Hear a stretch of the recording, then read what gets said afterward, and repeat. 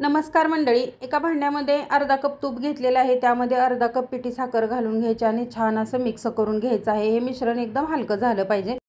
त्यानंतर आहे ते यावरती 1 कप मैदा घेतलेला आहे। मैदा चाळून घ्यायचा। त्यावरतीच अर्धा कप आहे ते बेसन घ्यायचं आहे आणि पाव कप इतका बारीक किंवा मोठा रवा तुम्ही घेऊ शकता। हे व्यवस्थित मिश्रण चाळून घ्यायचं।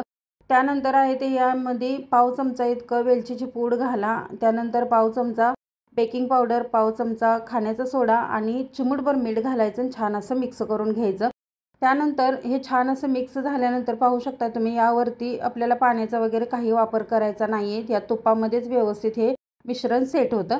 तर थापून घेतल्यानंतर व्यवस्थित असं ते फ्रीजमध्ये ठेवून घेतलं अर्ध्या तासासाठी।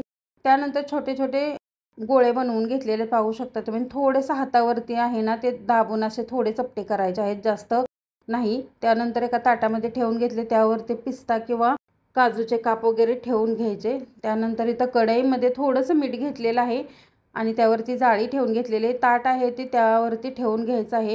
कढई आहे ती 10 मिनिटासाठी प्रीहीट करून घेतलेली होती। पाहू शकता 20 मिनिटं आपण ही बिस्किट आहे ते बेक करून घेतलेले आहेत। खूप छान अशी आपली नानकटाई तयार झालेली आहे। नक्की ट्राय करा आणि कमेंट करून सांगायला विसरू नका। धन्यवाद।